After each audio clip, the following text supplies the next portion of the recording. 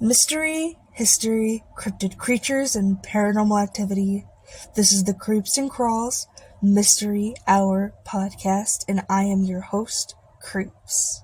Today's episode is a super exciting one for me because it is the one that inspired me to do a podcast. It is the one that really lit my fire for horror and all things mystery and creepy crawly. In fact, this one pretty much inspired everyone for half their writings for a century. She is an amazing, fantastical tale that has been retold throughout the ages, and she's not even fake, she's actually a real person. But her stories have been so skewed and so crazy that it even inspired Dracula. And it lingers in the thoughts of anybody with a creepy mind. On August 7th, 1560, the Countess Elizabeth Bathory d'Esqued was born, a noble woman from the family Bathory, who owned land in the Kingdom of Hungary. And she would spend most of her days as a young girl at Esqued Castle, and her father, Baron George VI Bathory of Esqued branch of the family, and her mother was Baroness Anna Bathory, and both of her parents were voivode of Transylvania. And when she was younger, she was afflicted with seizures, and many believed were the cause of epilepsy in her life. But at the time, the symptoms related to epilepsy were known as the falling sickness, and treatment including rubbing blood of a non-sufferer on the lips of an epileptic, or giving the epileptic a mix of non-sufferer's blood and a piece of skull as the episode ended, a habit that some believed are what led to Bathory's later expeditions and cruelty in life. I'm going to stop here to let you know if I skip anything or if I sound a little jittery. It's because I'm extremely excited and I'm just getting over the flu. But back in. Bathory was raised a Calvinist Protestant and as a young woman learned many languages, but primarily Latin, German, Hungarian, and Greek. Born into a privileged family, Bathory was endowed with wealth, dripping at the seams, as well as education and a prominent social rank at the age of 13 before her first marriage. Bathory gave birth to a child, and the child was said to have been fathered by a peasant boy who was supposedly given away to a local woman who was trusted by the Bathory family.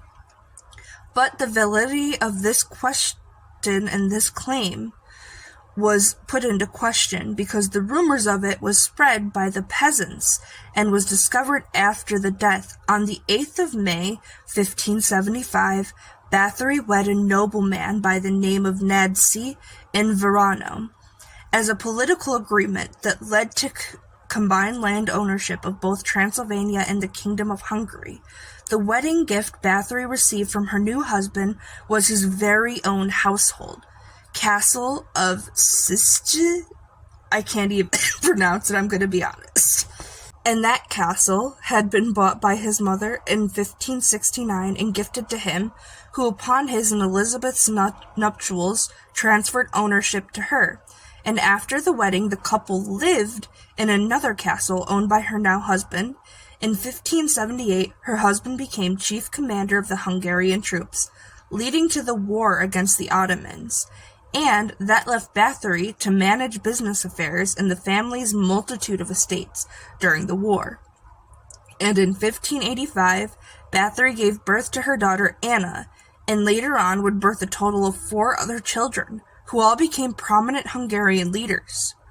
But there are some accounts they had one more son, but it cannot be confirmed or denied because he was not in the names of the Bathory's will. And her husband died on the 4th of January, 1604, at the age of 48, but no one knows exactly how he died. But it is said an illness swept over him, which led to his prompt death.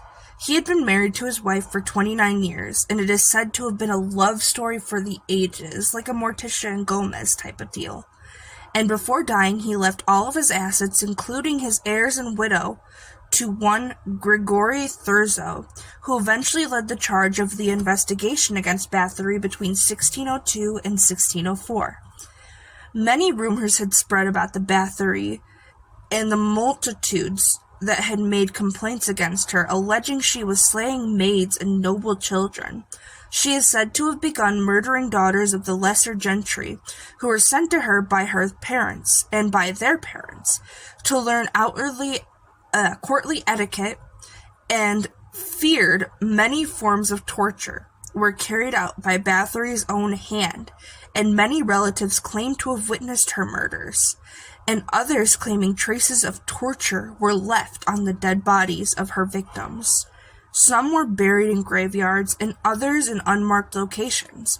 There is even a belief that she would drain the young daughters of noblemen and servants alike for their blood, so she could stay, quote-unquote, young and healthy.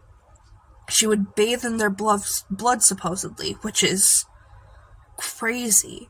And on December 13th, 1612, Bathory was sentenced by the people and the court to be imprisoned in her own castle, while the rest of her estate was distributed. She was arrested alongside 4 servants who were believed to help her capture her living prey, and her family was at risk of losing all of their properties following the very public scandal, which left further proceedings under the debate. There were no documentations or signs of evidence, merely word of mouth, and tons of speculation, which left Bathory a prisoner in her own castle. And on the eve of August 20th, 1614, at 54, after complaining to a guard about her cold hands and being told it was nothing to just go to sleep, Bathory did just that and fell asleep and was found dead in the morning. To this day, accounts spread, and nothing has ever been proven, but the tale provokes a sense of fear in our hearts for what our leaders could do to us even today, and we can relate to families of the victims and the said cruel Countess, as well as maybe the mob hysteria brought on by what was believed. But I want to know what you think and what the truth might be down below. And remember, stay creepy, my friends.